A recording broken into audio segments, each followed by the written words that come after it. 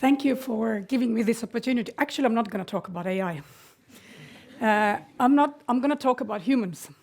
Because when I became a minister now more than 3 years ago, unbelievable, that's a very long time ago, ChatGPT have been out for 5 months. It was in November 2022, and I became a minister in April 2023. And my advisor came to me and said, "Dear minister, I think we need to do something about AI." And I said, "Okay, what should we do?" And he says, "I'm not sure." So another 2 months, we started working on different policies that we had to develop. This was our agenda, but AI was not on the agenda when I became a minister. This is something that I didn't think about, but it was there. So 2 months later, my advisor comes back to me and says, "I think still that we need to do something about AI because students are already using it in schools." And I said, "Fine, what do we do about it?" And he says, "I still don't know."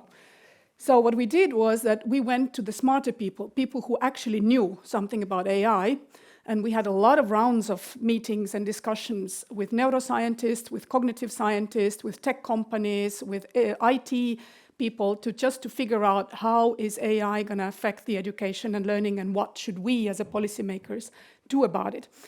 And what we came up with was that it's not about technology. We don't have to care about the technology because the technology is part of the other discipline. Me as a Minister of Education, I have to care about the learning. What happens to the learning, to the human brain and the human capacity to learn if the technology advances to the stage where it was already back then.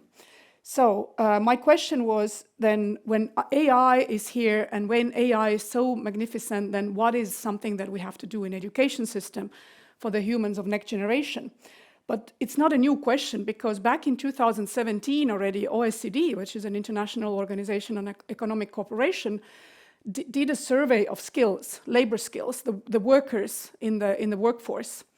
And they found out that 2/3 of the workforce already at that time had a literacy and numeracy and digital skills lower than the computers at that time. So human capacity to think, to analyze, to calculate, to functionally read and understand the text was already lower compared to the computers at that time.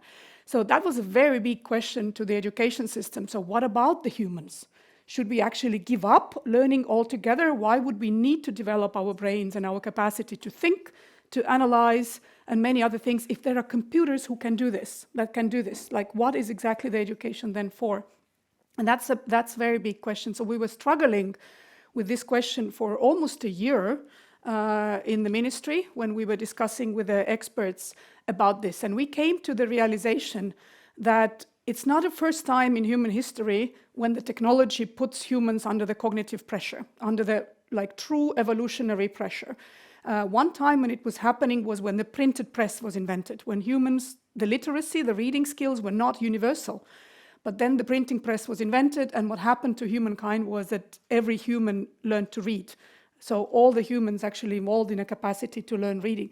So what we realized was that after a very long period of time, humankind is again in a very significant evolutionary leap pressure. So we have to evolve. We have to evolve as humans, and the main evolving pressure is our brains. It's not the ability to stand up and run faster. It's not a physical evolutionary pressure, but it's a mental, cognitive evolutionary pressure. So what we have to do is that we have to think faster, more systematically, and much more creatively. Our capacity, our brain capacity has to change, and that's an evolution, human evolution. Now, the question is, where do we find the space for development needed for this? Some of you, I don't know if you have neuroscientists or cognitive psychologists in the audience, but you know that our human brain works in 2 modes. One of them is lower cognitive modes, and the other one is higher cognitive modes. Lower cognitive modes is mostly related to the memory, to the understanding, and memorization. So, and something that we have automated skills, something that we have learned once and we keep repeating it, and it's on autopilot all the time. So we don't relearn it. We just learn, like we learn to cycle the bicycle, or we learn to skate, or we learn to ski, and this is something that we learn, and we don't relearn every time we sit on a bicycle again, because our brain has just absorbed this skill, and this is something that we apply all the time.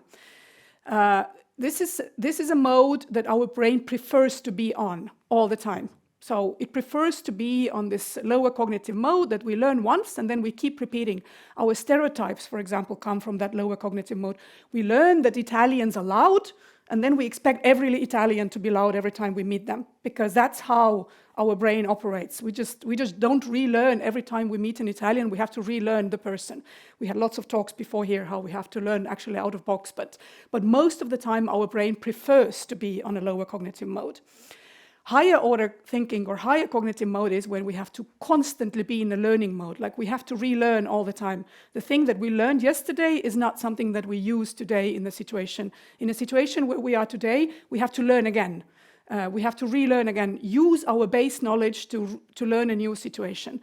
Why do our brain prefers to be on a lower cognitive mode is because it takes less energy for brain to operate in a lower cognitive mode. Brain is our biggest organ that takes the biggest share of our body energy. So it's the biggest energy consumer of our bodies. So we prefer to be on a lower mode all the time because it's the least energy consuming. If we have to relearn all the time, then it takes a lot of energy. So if you study for very complicated exam, you will be dead next day physically because your brain was for 24 hours in a very high cognitive mode and it took all your energy from your body. So you need to really sleep, you really need to rest because the energy was taken out. It's much more difficult than running a marathon, which is a physical exercise in a lower cognitive mode.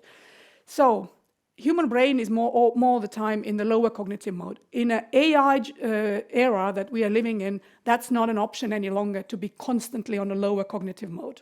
That's not an option. We have to train our brain to be much more often, much more awake hours in a higher order thinking skills.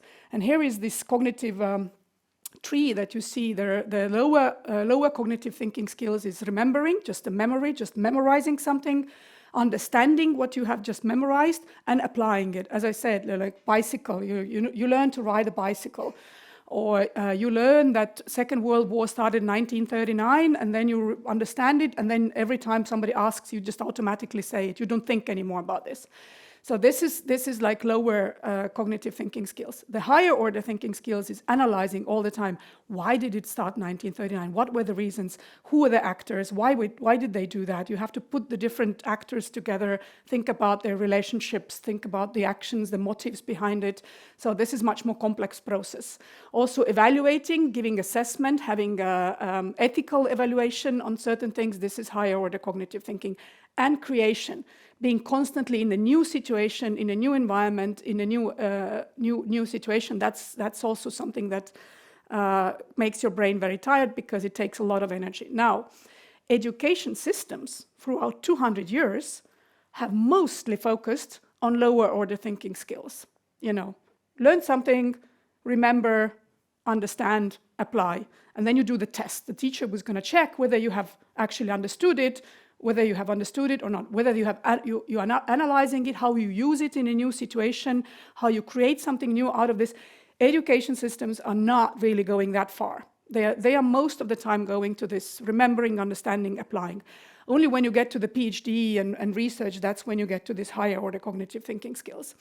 Now, with an AI is capable of doing all this that is here, with a few exception that they are not very good at doing evaluation and creation. Ethical evaluation of the things or creating new realities, they are capable of creating new realities only out of statistical probability cases, but the human creation is completely something else. Human brain is in this sense still unique. And what we understood is that in education system, it's no longer enough to stop education when the applying aspect of knowledge is. So it's not enough anymore to just memorize something, understand something, and then apply it, and then that's it. Education systems have to evolve into higher order cognitive skills, so the result is that we have to consciously train humans, and as many people as possible, to be constantly in the flow of these higher cognitive thinking processes. And this is a human brain training. You just train human brains into this. Of course, the training starts in education system. So training of high cognitive processes starts in school, and it's not just in PhD. You have to do it already in a lower secondary higher upper secondary, BA, when you do the BA studies and so on. So you come to the lower secondary. In case of Estonia, that's the 7th graders, that's 12, 13-year-old kids. That's when you really have to start already in the curriculum and in the teaching, applying analysis, evaluation, and creation. But we realized that we have to do it with AI as a tutor and assistant in it, because the AI is the one that pushes us to do those things. Without AI, we kind of leap back to the usual lower cognitive thinking of memory, understanding, applying. So we decided to introduce AI to the schools, into the schools, to give licenses to the students and train the teachers. How do you integrate AI into the learning process so that it pushes you to do more analytical thinking, more systematic thinking, and more creative thinking and critical thinking. So the wise people around me that I talk to a lot, they created AI strategy for Estonian schools in 2024, by the end of 2024, and we started an AI Leap program in February 2025. So we are in the first pilot year. We started only with the upper secondary schools. The program is private-public partnership, because half of the budget comes from the private sector, companies that are investing in this, and half of the budget from the ministry. It's outsourced as a task to the foundation. It's not run by the ministry. There are various reasons why ministry is not the best place to do such innovative initiatives. And we launched it, as I said, on 10th and 11th grade students. And in 2026, September, we will be extending it to the vocational education students. The absolute focus is on teacher competencies, to understand teachers that how they use AI to bring students to do more analytical thinking and systematic thinking in their assignments and exercises. So teachers are absolutely focused on this. We use Socratic-style tutoring AI tool. This is something that we developed together with OpenAI. I have to say OpenAI has been an extremely good partner for us to do an R&D work on the tool that we want to use at school. It's not a general purpose ChatGPT. It's actually a Socratic version of ChatGPT for schools. We do scientific monitoring, but we also don't know much what is going on. We are really observing and learning as we go along, because there are no clear answers or fixed answers yet. There is very little science that we know about it. So Estonia is first and so far the only country that has given this kind of Socratic tool to students to study with. And everybody, of course, is watching us. But we are asking everybody to come along and learn with us, because we were most afraid that if we don't do anything, then there will be a brain rot and cognitive offloading and all these kind of things, because the education system will go based on inertia only on those cognitive lower processes. So as our president said when we launched this this initiative, it's not about using AI the most. It doesn't have to be the hours we use. It's about how we use it and why we are using it for. So let's use it the wisest way. And I think we are producing knowledge, scientific knowledge out of this project as well, that I think world is waiting and wants to know how the AI is affecting the human learning process itself. So thank you very much for your attention.